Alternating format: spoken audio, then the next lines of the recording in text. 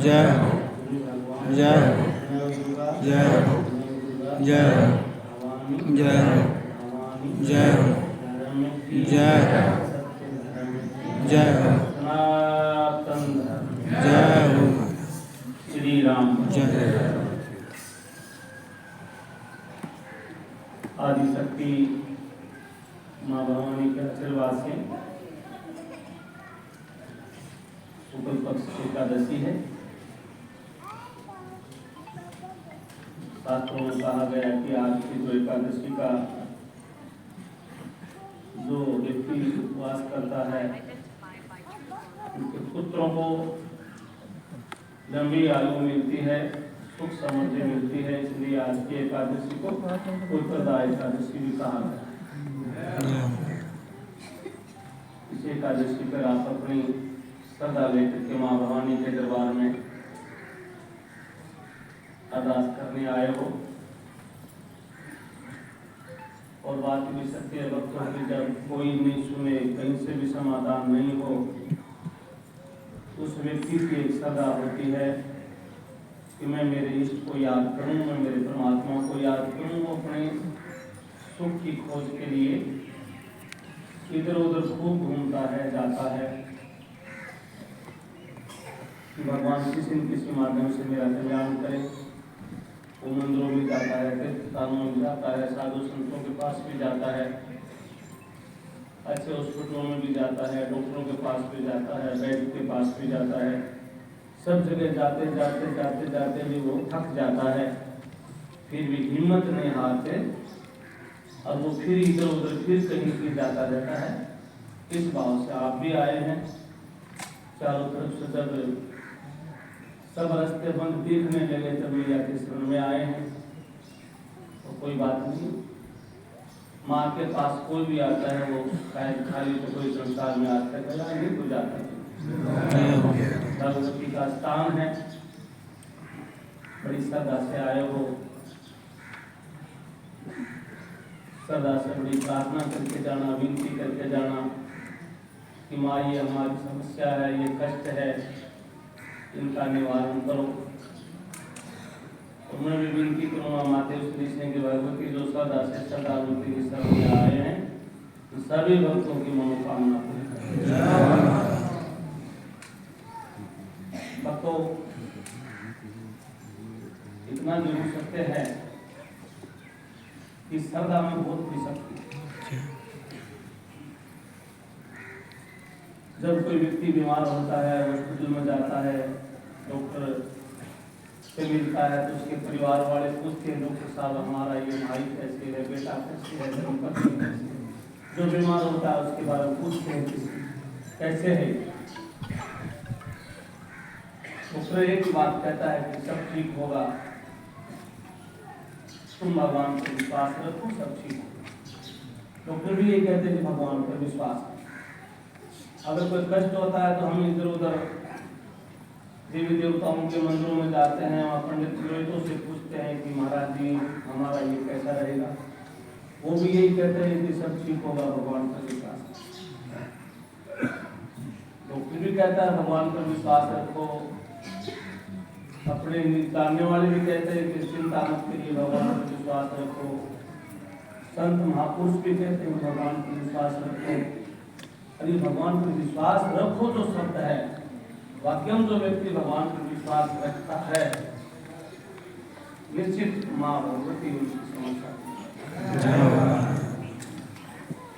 अब तो बीमारियां तो बहुत हैं आजकल। हर घर के अंदर 5 सदस्य हैं तो उसमें 2-3 तो दवाइयां जरूर खाएं। 5 सदस्य में 1-2 आदमी ठीक हो सकते हैं, बाकी बड़े कष्ट में है, तकलीफ में है, औषधियां खा रहे हैं, दवाइयां खा रहे हैं। मेरा मानना है कि पूरी जिंदगी है वो दवाइयों से नहीं चल सकती है। आज हर घर के अंदर रोटियों के पैसे कम लगते हैं, दवाइयों के पैसे ज्यादा लगते हैं। ऐसा कोई घर नहीं जिस घर के अंदर दवाइयों का भंडार नहीं बना रखा। प्रत्येक घर में दो तीन व्यक्ति दवाई खा रहे हैं। कोई शुगर की खा रहा होगा, कोई बीपी की खा रहा होगा, कोई शरीर में दर्द हो रहा होगा उसकी खा रहा होगा। इतनी दवाइयाँ ले रहे हैं हम लोग, और दवाइयाँ लेते लेते भी स्थिति अपनी ठीक नहीं है। तो मैं आप सबको कहता हूँ कि दवाई लेना तो कोई पाप नहीं है। बीमारी पर जब हम दवाइयाँ लेते हैं, औषधियाँ लेते हैं, तो पाप नहीं, लेना चाहिए। दवाई का खंडन भगवान ने कहीं नहीं किया। लक्ष्मण जी मूर्छित हुए तो भी श्री राम ने वैद्य को भी पूछा, वैद्य ने भी बताया, हनुमान जी सजीव बूटी लेकर के भी आए, लक्ष्मण जी के प्राण लेकर से सब गाते आए, लाए सजीव लखन जीवन। भगवान स्वयं राम भी सजीवन बूटी मंगवा करके लक्ष्मण जी के प्राण बचा। उन्होंने कोई झाड़ा पूछा वाले को नहीं बुलाया, उन्होंने स्वयं ने कहा कि भाई दवाई की आवश्यकता है। लेकिन जब तक दवाई नहीं मिली तब तक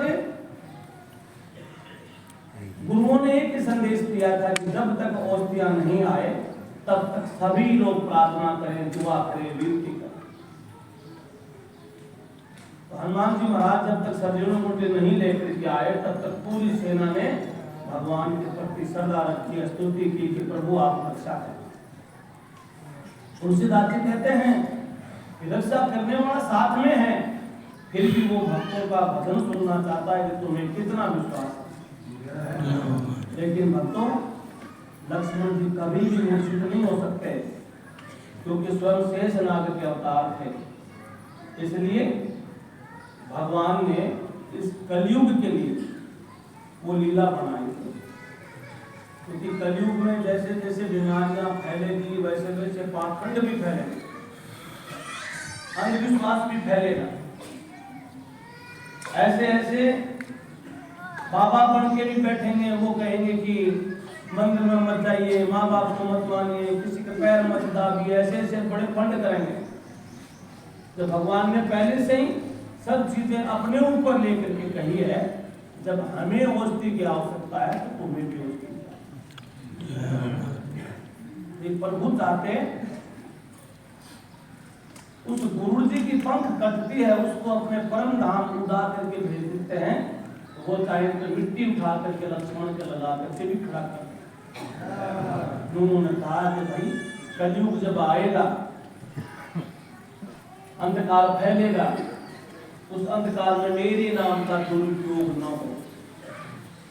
इसलिए भगवान ने कहा कि जब तुम कोई समस्या में हो तो हमें भी औषधि की आवश्यकता है, आपको भी औषधि की आवश्यकता है।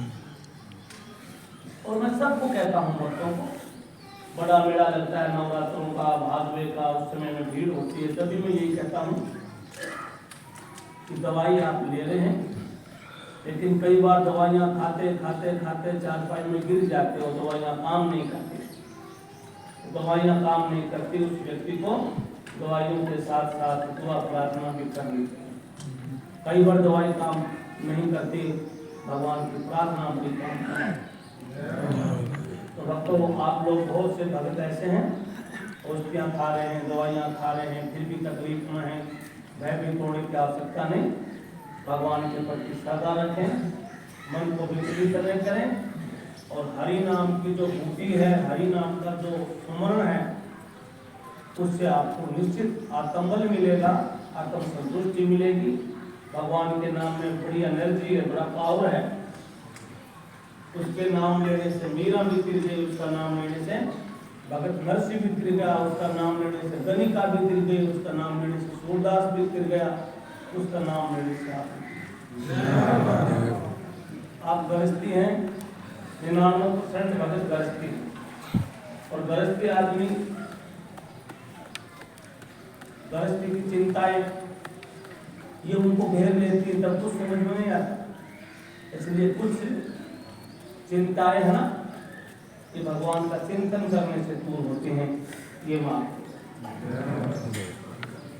कुछ चिंताएं चिंतन से दूर, कुछ चिंतन करिए, प्रकृति से जुड़िए। प्रकृति जहाँ भगवान भी अवतरित होते हैं इसी धरती की रक्षा के लिए, वो भी प्रकृति प्रेमी होते हैं। और भगवान के बाद में इस धरती का कोई दूसरा रक्षक है तो मनुष्य है। और मनुष्य जब कष्ट में होता है भाई तो प्रकृति का संतुलन भी बिगड़ जाता है। इसलिए भगवान किसी भी मनुष्य को कष्ट नहीं देते, किसी भी मनुष्य को परेशान नहीं करते।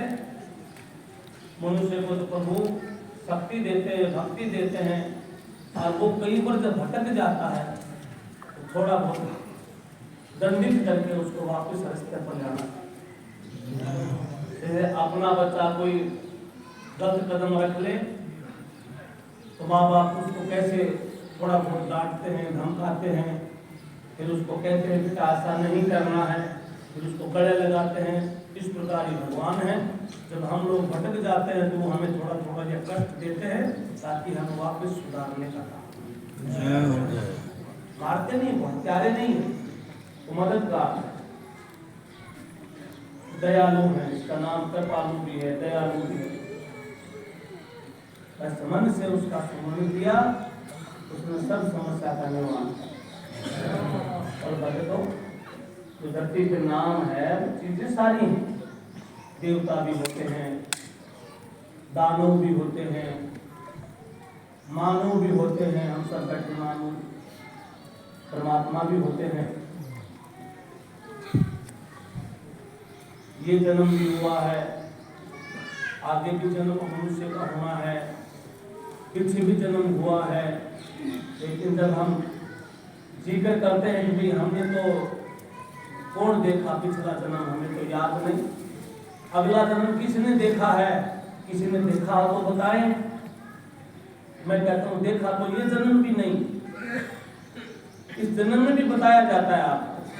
तो जब हमारा जन्म हुआ तब दादी कहती है तू ऐसे चलता था, ताई कहती है तू ऐसे घूमता था, अपना काका कहता है कि तू ये चीजें बचपन में ऐसे शरारत करता था। तो ये बचपन की बातें तो अभी भी दूसरे के द्वारा सुनने को मिलती हैं। याद हमें ये जन्म भी नहीं रहता, लेकिन जन्म तो हुआ ही।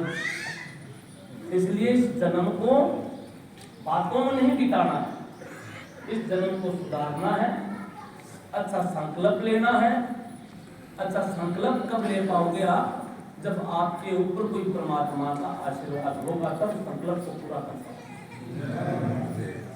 और संकल्प जब भी पूरा होगा कि प्रथम जहां आप रहते हो उस जगह का वातावरण कैसा है। आपका जीवन सुधरने का सबसे सुंदर साधन क्या रहेगा? जहां आप रहते हो वहां का वातावरण कैसा है। रहते कहाँ हो? गृहस्थी हो, घर में रहते हो, घर में रहते हो भाई, जिस घर में अधिक कलेश होगा, छोटी छोटी बातों पर झगड़ा रहेगा, पति पत्नी का, पुत्र पिता का, सास बहू का, बिना कारण का जो कलेश है ना, ये न तो गृहस्थी सुंदर जीने देगा, न भगवान की प्राप्ति होगी। इसलिए ऐसे बहुत से श्रद्धालु हैं जिनके ये घरों के अंदर ये ग्रह कलेश वाली समस्या है। अब तो ग्रह कलेश दूर करने का न तो कोई हॉस्पिटल है, न कोई डॉक्टर है, न कोई वैद्य है, न कोई है, न कोई बनेगा, न कोई बन सकता।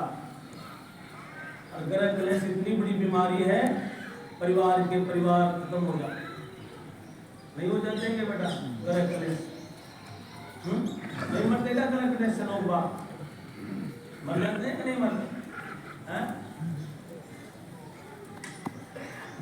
ग्रह कलेश बहुत बड़ा रोग है, इसका न हॉस्पिटल है, न डॉक्टर है, न दवाई है, कोई इंजेक्शन नहीं बना ऐसा कि बेटे के इंजेक्शन लगा दो बाप से राजी पा कर ले, या सासू को ऐसे को ड्रिप चढ़ा दो ताकि भूख से राजी हो जाए।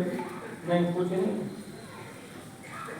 हर बीमारी से महामारी कोई बड़ी बीमारी इस कलयुग में है तो वो ग्रह कलेश।